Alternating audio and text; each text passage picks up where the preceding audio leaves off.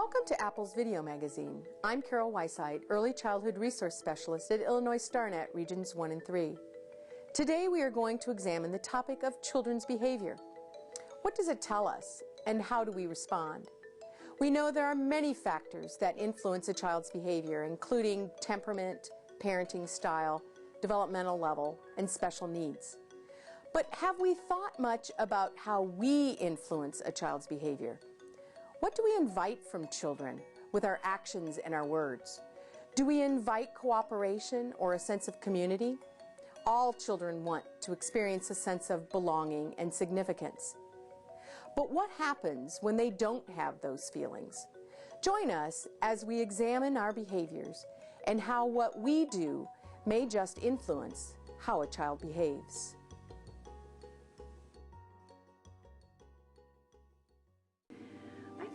That teachers struggle a lot with children's behavior for a variety of different reasons. One of the things I notice is that in my positive discipline training, we talk a lot about teachers' ability to be both kind and firm at the same time. And so when you think about that, we know what kindness looks like, and as teachers often we're very drawn towards being kind to children. We know what firmness looks like, and often we don't want to be that teacher that's too firm. So then it's really hard to find our place in balancing how much kindness and how much firmness. And I think that is really the key to being able to effectively discipline children, because when you think about it, if you're being both kind and firm at the same time, you're actually sharing your power with children. You're not giving it away. That would be too much kindness. And you're not hoarding it all for yourself. That would be too much firmness. But you have the latitude to be able to allow children to have the power to help you make maybe choices in your classroom around routines. Then immediately you've got buy-in. But when you struggle with either too much kindness or too much firmness, you find yourself ping-ponging back and forth between the two. And it's really not very effective. That ineffectivity really promotes a lot of discipline issues with kids in classrooms. And then it's a slippery slope. Teachers just have a real problem in getting it back and finding their place. I think it would be really helpful if teachers could be open enough to recognize their own style, their own leadership style, or their own teaching style with children. We all have one, and we learn from experience what that style invites from children. I really feel strongly that once you know what your personal style invites, once you have that piece of self-awareness, you can stop yourself from doing the things you typically do, which invite more of that behavior. And I could use myself as an example. I have invited power struggles since the day I started teaching. And I would often notice myself there, but it wasn't until I had enough experience or some help with someone outside my classroom to come in and help me realize that that was my style. Once I realized that, then I also recognized that I had a choice. I could do the things I typically do and expect similar results, or I could try something different. So for me, when you're doing power struggles, you're kind of in that too much firmness place where you're very rigid and you're not willing to be flexible at all. But once I began to even say out loud, wow, it looks like we are having a power struggle. Maybe we better both take a time out for 5 minutes or so and come back and talk about this when we're not so angry. It changed everything. Again, it's kind of like power sharing in a way, because I could acknowledge that it was not only my piece, but also the child's piece, but I certainly have responsibility there. And I'm the one with enough maturity to at least put a name to it and to be able to state it out loud. Once it was stated out loud, it was like a lot of the power stuff just dissolved. And then we were both able to come back together and talk things through to the point where both of us had an opportunity to learn something and have a relationship building experience, which for me, that's the bottom line. When all else fails, when you discipline kids, you have to build the relationship. When I'm in the classroom and children misbehave, I first think about how perhaps I could have contributed to the situation. Sometimes it's environment, maybe it's too many things in the environment, or maybe I kind of set things up for them to be unsuccessful. For example, waiting too long, things like that. So I try to do some, looking at what in the environment is the first thing that I could change or adapt when children have misbehavior. I think the other piece that I'm thinking about is what skills maybe that child is lacking. So on a global level, it's more, okay, what's happening in the environment, but then specifically, if it's a particular child, like what skills that child is kind of working on, whether it be that that child doesn't know how to ask for help. So then I'm kind of making a mental note, okay, we need to work on asking for help, or if the child doesn't know how to join a play situation. So also like globally, but also individually, where that child is and what their skills are. So another example of a way that a teacher's style might get in his or her way would be if they lean too much towards the kindness piece. Then that particular style is known as permissive. And what happens when children are raised in a classroom environment where anything goes is they learn how to manipulate the system. And you've got to admit that, you know, we've got kids coming through our system now who are really aces at being able to manipulate things to go their direction. So I think what happens often then is that children will take advantage and they will push you as far as they can to find out where your personal boundary is until you snap back. And it often isn't a pretty sight. So, you know, the kindness piece will look like kids not paying attention when you call them to circle. It will look like kids up and out of their seats. It will look like them asking you to use different supplies maybe than the ones you have set out. So you need to be able to watch how easily you acquiesce to those things, not from a place of like being too controlling, but also not from a place of giving away the ranch, because kids will pick up on that almost immediately, that they actually have more power than you do. So again, it doesn't have to be exactly a balance, but when you're sharing power, it has to feel right for you. You have to know kind of in your core, your center, that you're not being too firm or too controlling. You're also not being too kind, so that kids are literally walking all over you and really having problems with one another in the classroom as well. Another thing that's helpful to consider when you're dealing with a child's behavior, especially if it happens the same thing over and over again, a reflective question for you might be, think about what that child's goal might be. In the positive discipline work, we talk about 4 mistaken reasons how kids have been mistakenly trained, so to speak, to believe that their behavior gets them what they want. So in other words, the first goal is undue attention, and this is one that I know we see probably above the board more than the rest of the goals. And children who have undue attention you know, will behave as if they are the only person in the classroom who deserves to have your time. And they're often the ones who require special service from you. And special service is anything they can do for themselves that they ask you to do on a continued basis. And it's very disrespectful for us to be doing for children things that they can do for themselves. But often we buy into it because it's quicker, it's faster, and it's more efficient if we just zip their coats for them instead of listening to them whine and carry on about the fact that they can't do it themselves. So undue attention is one that shows up a lot. Misguided power is the second one. So this is the one where I often found myself involved, because children who make you feel challenged or who have the attitude that you can't make me, these children would have potentially the goal, the mistaken goal of misguided power. They feel like they only belong when they're showing you that you can't boss them around. And so what we need to do for those children is to give them some choices and to share our power with them in ways that actually allow them to help us out. So that would be a great child to say, you know, I need this block taken over to the block center. Would you be willing to do that for me? And by giving them the ability to help you out, it gives them that sense of belonging without getting into a power struggle with you. The third one is revenge. And this one shows up like a cycle, where children will often say something hurtful to you, and the whole idea is to reflect on knowing that that child has been hurt in the past, and that what they're really wanting is for you just simply to acknowledge that they're feeling hurt and to listen to their reasons why, rather than to end up getting into a power struggle with them. And with young children, assumed inadequacy is probably not one that we see so much, because I think it's more discouraged behavior than undue attention or misguided power. But these children often will just try to be invisible. They feel like they can't be liked or loved, so they just want people to quit expecting anything out of them. But in my opinion, we're likely to see that when children get a little older, not in the early years. So again, as teachers, if we can reflect on not only what is the behavior, but what might the belief behind the behavior be? What is this child trying to tell me they need? And how can I help them get that need met in a different way than, so that I'm not feeding into their behavior, but actually trying to do something that's more effective.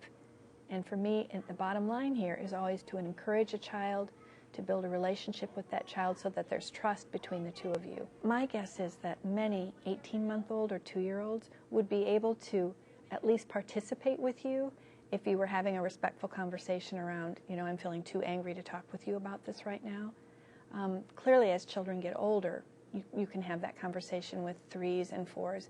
5-year-olds do it beautifully. So I just think, sometimes I think we're afraid to have those conversations if we don't feel like the result is going to be what we want the result to be. On the other hand, if it's respectful and you're modeling it, I really believe that the modeling alone would be important for very young children, because they're looking at us all the time. They're watching for, how is this done? So as adults, we should be able to model for them, this is how an adult communicates feelings and also deals with them respectfully without getting angry or without blaming or shaming the other individual. Because you need to teach the child also that they are responsible for calming down, not I'm going to give you candy, I'm going to give you money. Actually, one of my favorite tips to give teachers and parents is, for a child that has a lot of difficulty calming, is find them at a time when they are calm.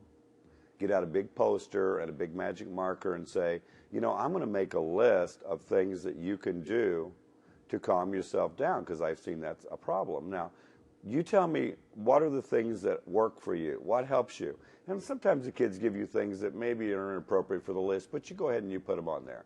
And then you say things like, well, when I was younger, I used to count in my head to 10. 1, 2, 3, 4, 5, 6, 7, 8, 9, 10. Does that help you? Some kids calm down by breathing deep, in and out. Does that help you? If he says yes, you add those to the list. You get maybe 5 to 8 things. You put the poster on the wall, and then when the child is showing difficulty or frustration, you immediately refer them back to the poster and say, now which one of these do you think today would be the best to help you calm down? Could you show me? And that shows them they're responsible to calm down, not I'm going to give you candy, I'm going to give you praise, I'm going to give you a dime, none of that. When I think about a message that I would love for parents to hear, since belonging and significance are first learned in a child's opening social setting, which is a family, I would love for parents to be able to think a little bit ahead of time. It's almost like having a plan ahead of time would really be good for them, to think about what they want their children to be like as grown-ups, and then what kinds of skills and qualities would they want those kids to have. If we could back that up then and help them think, if you want them to know empathy, if you want them to have social skills, if you want them to be responsible, what kinds of things are you going to want to make sure? What opportunities are you going to give them so that they can practice those skills and qualities? Parents have to have some boundaries in their households so that kids know, beyond a shadow of a doubt, I'm an important part of this family and I'm needed and I get to contribute. So if parents would allow children to do the work of the family from a very young age, to share chores at home so that kids began to understand, yes, what I bring is important here, it's needed. Everything is not delivered to me on a silver platter. I'm responsible for helping the work of this family. So I just think that minor little shift would be huge in terms of the kinds of children and their attitudes when they came to school. They'd just be used to being involved in the life of the family, which would mean that they would come prepared to be involved in the life and the jobs and work of the classroom. So if we could think again about the ways we reflect with kids during the day, one of those bonuses that might come out of a conflict when you can ask children what and how questions at the time of conflict, you're giving them the gift of being able to reflect on the situation in a way that allows them to get the learning from it. And then if the other child is also involved, they get to hear the other child reflect on what was happening. They get to look inside themselves to say their part of the story, and then they have the opportunity to be supported by a teacher who understands the process of talking about feelings, talking about what happened, looking at different points of view from a very early age, because chances are if you've got two children in a conflict, you're going to have two completely different points of view. And then there's your point of view, which you also have to kind of manage during this reflective process. So I just love this idea of using a conflict as an opportunity to grow reflective skills in children and how valuable that is. Teachers will often say to me, this just takes too much time.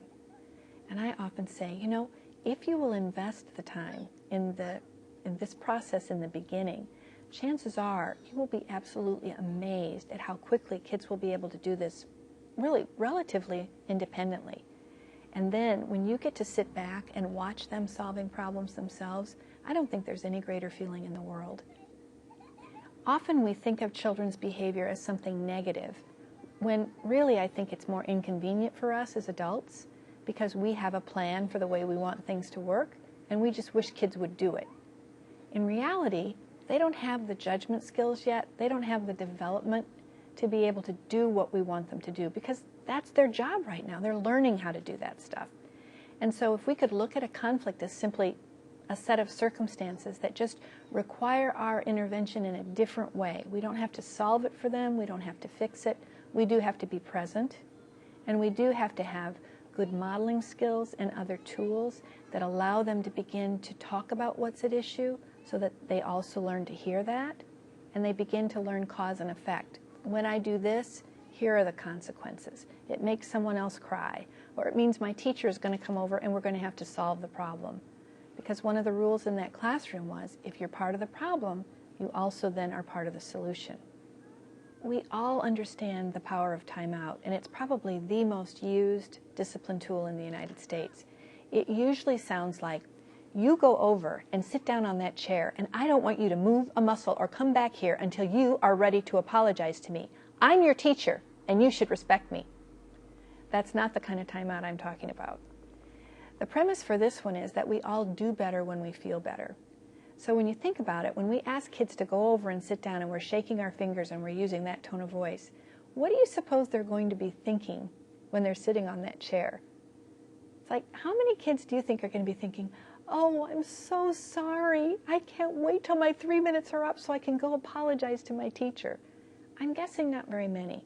Because as adults we know that if someone treated us that way, we'd be mounting major campaigns of revenge against anybody who would have, you know, the nerve to treat us that way. So the same premise works for kids. It's like, if I wouldn't do it to an adult, I try not to do it to a child. I try to make that timeout available to them so that they can cool down. Because now all of the brain science that we have at our fingertips indicates that literally when children flip their lids and they don't have access to the part of their brain that allows them to be good decision makers or even to communicate, they're in that fight or flight mode, there's no way you're going to solve a problem from there. And if you give kids the ability to come back to you when they're ready, then that will also help them learn that self-regulation and that self-control that we always talk about. We wish kids were born with that, but they're not. They're developing it. So isn't it wonderful to use a time of conflict to actually let them get a sense of themselves and reflect, well, when am I ready? I know I'm going to be called forth. It's my responsibility to solve the problem. But then they begin to be able to say, I'm ready now. And you can only imagine the benefit of two children coming together who are actually ready to talk about it and to solve the problem versus trying to make it happen when they aren't even available to you to do it. You've heard how we need to examine the belief behind a child's behavior and how powerful modeling is as a child learns to self-regulate. Another important factor in children's behavior lies in the relationship you have developed with them. Do they know that they can count on you no matter what? Do they know you appreciate them for their uniqueness? Sometimes it takes great effort to reflect on our own behavior and to be reflective in our teaching methods. Having self-awareness and supportive coworkers or administration is important in this endeavor. Sometimes you have to take a step back and say that, you know what, I'm frustrated and they're frustrated. If I'm coming home from work crying and I'm, 35, then what could this 3-year-old possibly be feeling when they come to school? And I'm an adult with coping mechanisms. So it's also, thinking about, psychologically identifying, but also thinking about the relationship. And sometimes you do need to take a step back and just spend time alone playing with this child to kind of get back the relationship. Because all children are different, there's not a one size fits all to resolve any conflict. It's getting to know the children. That's what works. It's from day one, just discovering who they are, their interests, their needs, their family life. What do they like at school? Who are their friends? What are they most comfortable doing? Who are they comfortable with? It's getting to know them and trying to figure out what is best to work, what is best for this certain child. It may be just sitting down and talking with them and trying to work things out. It may be taking them for a walk down the hallway just to give them a break. A lot of times there's a lot of stimulation going on in the classroom. There's a lot of noise. There's a lot going on. Sometimes they just need a break. Sometimes it's too much. Maybe having the kid come out and doing an activity by myself with the child, maybe just playing or maybe reading a book. Sometimes they just need downtime. It's just, ultimately it's getting to know the children individually and seeing what their needs are. This age is so important, the 3- and 4-year-olds, for development socially and emotionally. I mean, it is so important.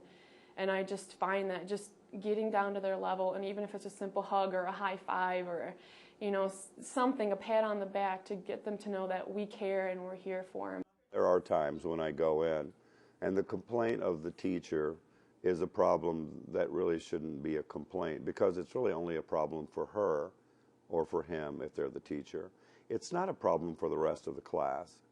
So it really isn't a problem that needs to be resolved. The teacher should be able to handle that. Some teachers have more difficulty than other teachers do at handling certain types of behaviors. We have to look at introspection if we're professionals. If I'm a teacher and I'm paid to be a professional and I know that I'm being paid to teach, then I have to remember that my attitude and my mood and my thoughts towards a student can't become negative so that I want to punish them for some reason. When I go to the classroom and I say, what can I help you with? And they say, Tommy keeps unzipping and zipping and unzipping his pants, and that's just driving me crazy. And since I visit only deaf classes, then I remind her, that isn't a problem for the students. That's really only a problem for you. I have to remind myself they're 3 and 4 and they're all learning, and that's my job to help them learn. And a lot of times during nap time when they're resting, it's really nice to work with 2 other people in the classroom, because we can go back and forth about, well, did you try something, or what did you do, or hey, this really worked, let's do that. And it's great having a group of colleagues to work with who are all educated and love their jobs, and it's great to have the feedback and what you can do. As teachers, I think we know intuitively that when we don't give kids an opportunity to reflect on learning, a lot of the learning is lost. What we don't give ourselves, because often we don't feel like there's time built into the day for reflection, or for whatever reason, we don't slow down long enough at any point during the day or after the day when the children are gone to reflect on just a few basic questions that we might just think, okay, how did it go for me? How am I feeling? What are the things that I would do differently if I could replay the tape and go in and have that conversation with the child differently? We're tired at the end of the day, and often our colleagues will collude with us relative to, let's go have coffee, or let's eat something sweet, or, we don't really do the things for ourselves that would actually nourish us. And I really believe reflection is one of those things, that when we give ourselves even 10 or 15 minutes at the end of a busy day and say, what went well? What were some things I was really happy with? What surprises did I have? Or what didn't go so well, and how might I address that differently next time?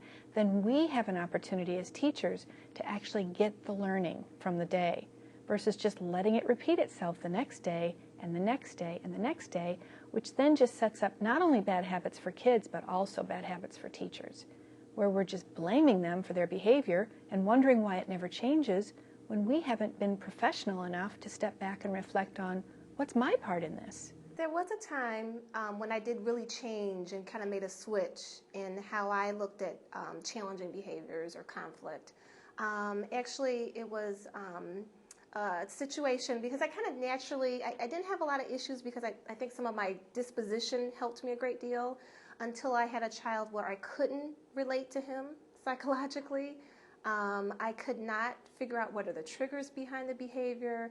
And then what I found out in the end, because this was very challenging and emotional and stressful for everyone, is that that child actually had seen domestic violence. That was a real change in letting me know that, yes, I can be self-reflective, but I need to make sure that I'm looking at every possible reason, whether it's what's going on in the home life, what is the child's diet, what is it. So there I did make a shift, I think, with thinking, yeah, it can be me, it can be in the environment, but there are also triggers that happen before children even see me. I sometimes have to step back and say, what am I doing or what am I not doing that is causing this behavior if it is something that I've done? Am I not getting down to the child's level? Am I not trying to understand what the child is feeling or doing? I sometimes have to step back and really look at the child and maybe go back 5 or 10 minutes or even a few minutes before and see what caused that. And I have to think to myself, okay, what could I have done? Could I have maybe sat down with a child or another child if it was two children in a conflict? Could I have talked it out better? Could I have maybe sat down and talked a little bit more about their interests and what they need developmentally and see if something was going on there? Could I have talked to the parents in the morning and maybe they had a rough morning, maybe they were feeling sick, maybe they had a fight with their brother or sister, maybe they didn't get a lot of sleep, and there's so many things that play into what's going on. I go back and think, what could I have said or what could I have done differently? So I'm constantly reflecting to try to get to learn more about the kids and what I can do to help them. I find that as a former teacher, it's more effective to do the modeling, the hands-on approach, I find, because children learn the same way. As a former teacher, I think about how children learn. If I just tell them 2 + 2 is 4, well, I haven't taught them anything. But it's the same with adults, that we have to kind of notice what mistakes they're making, make a little adjustment, observation, do a little tweaking. I mean, telling, if we, it would be great if we could tell people something and that would change behavior. And that just doesn't happen, unfortunately. So that modeling, or even we've used videotaping, where we just videotape snippets and being very careful when videotaping about letting the teachers point out what things they could have changed has been also very helpful. So I think what teachers need to recognize in themselves, besides their style, when they're looking at children's behavior, is just to really be able to step back and take a look at, do they have the tools that they need in order to elicit the kinds of behaviors that they want in their classrooms? Part of the problem is that we've been raised in a system that promotes punishment and it promotes reward. And so when you're trying to make a shift, it's like we've got those tools, but they often don't work. Or if they work, because both of them will work in the moment, but they don't elicit the long-term changes in children's behaviors that we really would like to see. So I think if we could look at our own training and say, you know what, if I don't feel like I've got the tools to do this effectively, if I'm unhappy with my results, things aren't going the way I want them to, and I don't feel at peace at the end of the day, where can I find some help? Where are the resources that will serve me in kind of filling in the gaps of my training for classroom management kinds of things? And then I think those reflection questions at the end of the day just would be extremely helpful relative to knowing, where do we need to go from here? Parents want their children to have everything. And slowly we realize as our children grow up who they are, and we learn to love them for the people they are, not for the people we anticipated them to be, right? And children are pretty honest at showing you their ability and their potential. And just because it may not match the potential of their peers, with a lot of the children I see, for example, they're not quite up to the standard of academic success as their peers may be, but it doesn't mean they aren't trying as hard. It may take them longer to get there, but they're trying just as hard. And sometimes they're trying harder. There's this piece that I think teachers have to have faith in each child to develop at his or her own rate, and that we have to step step back from, not only taking it personally, but also writing a child's story for them. That they need to write their own stories. And we just need to have faith and trust that children are on their own timeline of development, that we're there to help them navigate not only the challenges, but also the joys that they're going to encounter. We're there to help them build faith in themselves, that they can do this. And we need to step back from assuming too much power or too much judgment over any child. Labeling is really dangerous. We make assumptions about kids all the time. So I really feel like we could be happier as teachers if we would go into a classroom, knowing our own boundary. What am I here to do? What am I here to teach? Who am I here to be? And then have faith in each child that they're going to do and be the same thing. Conflicts in early childhood classrooms are inevitable. But the most important part is, what do you do with these conflicts? Do you view them as opportunities to help a child regulate behavior or to examine your own teaching practices? Knowing that behavior communicates a message allows us to understand children's intentions. We also begin to realize how our behavior influences the children we are teaching.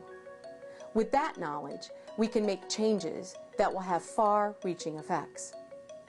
Thanks for joining us.